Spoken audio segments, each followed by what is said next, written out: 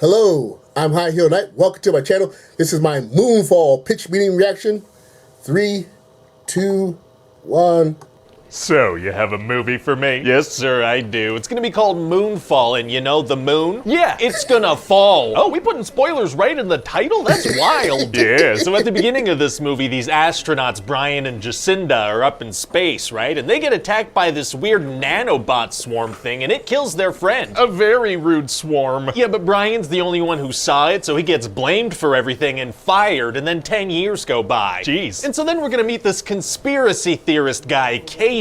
And what's his deal? Well, he loves Elon Musk, and he has IBS, irritable bowel syndrome. Why bring that up? That's character development. No, it's not. Yeah, it is, and we're gonna bring it up a lot. All right. So he thinks the moon is a megastructure, and he sees that its orbit is changing, so he goes to see Brian for help. Okay. And then the moon's gonna start messing with gravity. It's gonna make this big old tsunami. Uh-oh. Yeah, so Casey and Brian have to run up to the top floor of this building, and then they go to sleep. They go to bed. Yeah, they're sleepy now. It's time for bed. It seems like they should figure out how to get out of there. Yeah, they're real sleepy though. So then Jacinda, who's now the head of NASA, sends a helicopter to pick them up because she wants Brian's help. How does she know where they are? Unclear. So she tells Brian she wants him to go to the moon and save the world, but he's like, I got my own problems down here. He has more important stuff to do than saving the world? Yeah, he's a busy guy. All right. So anyway, then he finally agrees and it's time to go. Wait, so what's the plan exactly? Oh, well, see, it turns out NASA knew about the nanobot swarm thing like years ago, and they started this project to make an EMP to stop it. They didn't finish the project? Now they scrapped it because of budgetary concerns. So they just accepted that the moon might kill them someday? Yeah, because the budget just wasn't really making sense. Okay. So they grab an old space shuttle from a museum and it's time to go. I don't think those are operational. But they might be. So they have this team of some of the best people in the world prep this thing, but it starts leaking coolant. Oh. So Jacinda gets on a loudspeaker and is like, well, we tried, everybody. Time to get out of here and go home. Everybody just takes off immediately. Nobody tries to fix it. Yeah, they just get out of there instantaneously, yeah. To just go die? To go die, that's right, because there's some coolant leaking, so one of the engines is iffy. Wow, well, it's gonna be hard to get to the moon with the shuttle messed up, I guess. Actually, it's gonna be super easy. Barely an inconvenience. Oh, really? Yeah, see, they realize they can just go without that engine. What? Yeah, the moon's making gravity all weird anyway, so they don't really need it. They sent everybody away because of a thing they don't actually need? Yeah, because now this forces just the main characters onto the space shuttle. That's a good point. So Brian and Jacinda and Casey get on the shuttle, and there are actually these two tech guys left, so they help them launch, but there's a big gravity wave on the way. Uh-oh. And the two tech guys get on a helicopter and try to leave as well. Do they make it? Almost, but instead of flying the helicopter upwards, the pilot flies it directly into the tidal wave, so.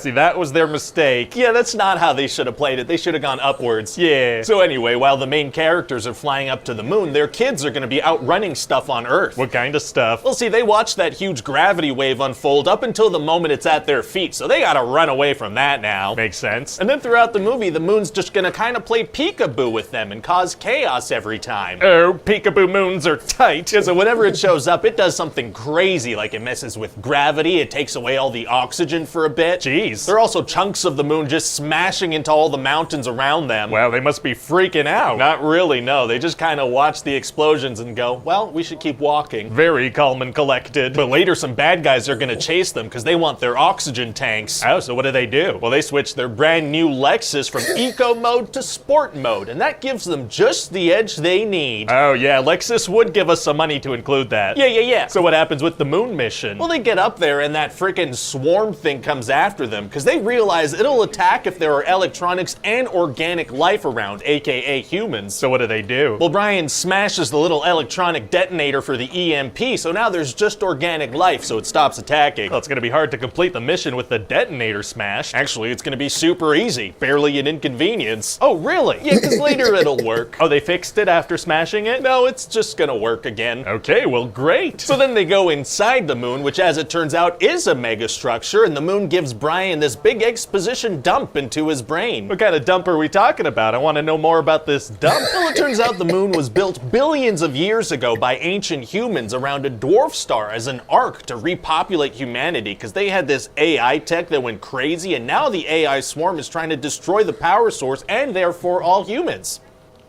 Yeah, sure, that may as well happen. It's gonna. So now the good guys need to team up with the moon to destroy the swarm. They team up with the moon? Yeah, the moon turns out to be a great ally. In fact, down on Earth, one of the characters is like, the moon is going to help us, and she lifts a full tree off of Brian's sun. A very helpful moon. But now the characters gotta hurry up because the President of the United States wants to nuke the moon. The moon is falling to the Earth and they want to nuke it? That's the plan. Blow up the moon with a nuclear bomb. I'm a professional screenwriter. Oh. I mean, all right. So then KC sacrifices himself and saves the day. Wow, does he crap his pants? What? No. Sorry, I figured you were gonna pay off the IBS thing somehow. Well, like Chekhov's bowel? I figured, I don't know. Well, no, he doesn't poop himself and he saves the day and everybody lives happily ever after. Didn't billions of people die? Yeah, but not a lot of the ones we've been following except for a stepdad, so it mostly works out. Oh, well, great. And then KC wakes up inside the moon and the moon is like, we copied your consciousness and you're in the moon now. Oh, what? And the moon's gonna be like, well, we better get started. Started on what? I have no idea. I just figured we should set up some kind of cinematic universe if this does well. Oh, okay, smart. Yeah, well, I mean, I guess we get a couple of massive stars, big disaster movie. I don't see how it could fail.